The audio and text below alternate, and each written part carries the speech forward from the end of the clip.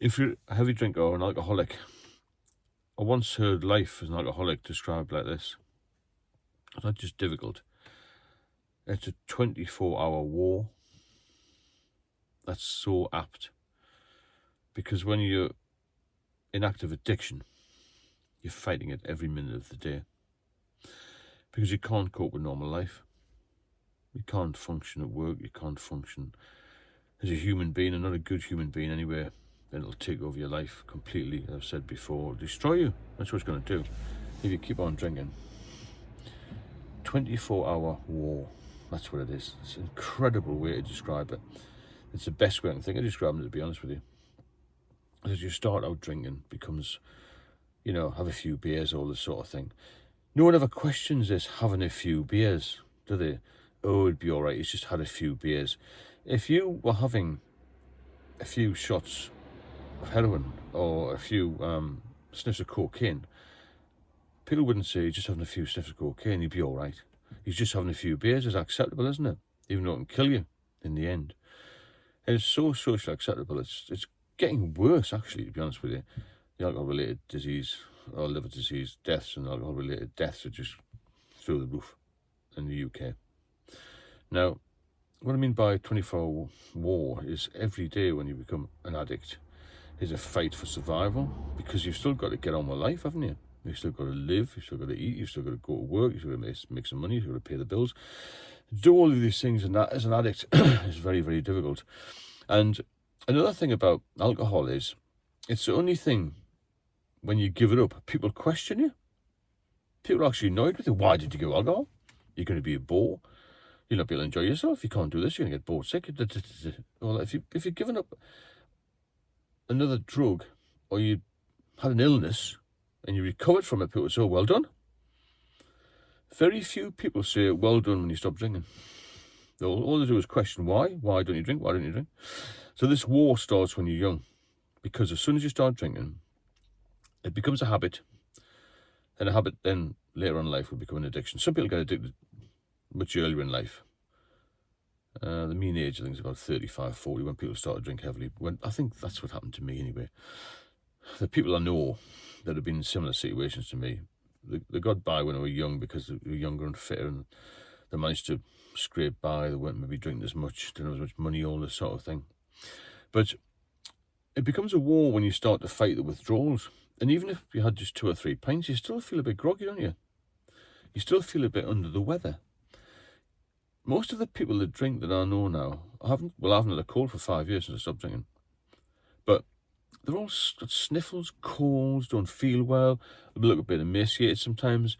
When you see them at weekends, you can tell they're hungover. You can look at them in the shops, people walking around a bit, on a Saturday and Sunday.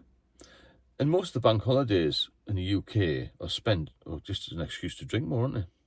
So this war will start when you're young. You'll start to fight the withdrawals a bit. You start to feel, I don't feel too well. But what you'll do is you'll normalise it.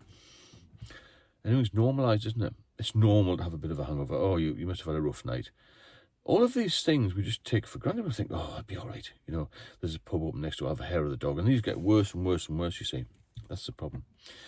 So we're going to try and denormalise drinking, basically. But there's a pub in every town, isn't there? There's alcohol available everywhere. And the availability of it and the acceptability of it is the problem. And another thing with it, even if you try and get help, sometimes getting help's difficult, I found it difficult to get any medication in the end. There are self-help groups and all that sort of thing. The only way a lot of people can stop, the only way a lot of people can prevent the withdrawals and prevent the fear of withdrawals is through medication. And sometimes it's not easy to get. And I know that only a small percentage of people who ask for alcohol addiction help, actually receive it. Now, it might be a bit controversial, this, but any other drug tends to be treated with a bit more seriousness by the authorities. Now, this is from personal experience, but I do know other people who have said, couldn't get that much help, sent me to some sort of self-help group, sent me to AA and all that sort of thing. The AA is fine for people who want to talk about it. I didn't find it much use to me. I needed some medical help. I couldn't just go and say, my name's Stephen, I'm an alcoholic, I started drinking when I was 20, all this sort of thing, which is what the stories were like. I know it's helped a lot of people, but to me, you've got to have some sort of formal setting where they're going to say, right, what's your problem? I couldn't stop because I was so frightened of withdrawals, because when I'd stopped once on cold turkey, I just didn't have a drink. And I had a seizure, and that frightened the life out of me, obviously. And then it wasn't until I saw the doctors a couple of days later, feeling absolutely terrible, that she said, well, you shouldn't stop. Suddenly, this was a long time ago. And then I relapsed, and the rest is history, really. But the first time I tried to stop, I had the seizure, and that put me off stopping, basically. And I was so frightened to cut down even then. So there was not enough information about it. There's a lot of people still today who I talk to don't know that it's so dangerous to just stop. And you would imagine that most people would be aware of it, but they're not. It's not common knowledge yet, And everyone's fearful of drugs, and, oh, yeah, the drugs are so bad, and you'll get into a mess and you'll die. Alcohol is the biggest killer. It's the most harmful drug of all. And it's one of the only ones that when you try to withdraw, it may kill you. It's frightening, isn't it? But it's still, oh, he'll just have a few beers. When he's 18, he'll have a few beers. I mean, most people start drinking before they're 18, don't they? In the UK, anyway. Well, even in Europe they do. But there seems to be more control in the rest of Europe. I don't know what's wrong with the UK at the moment.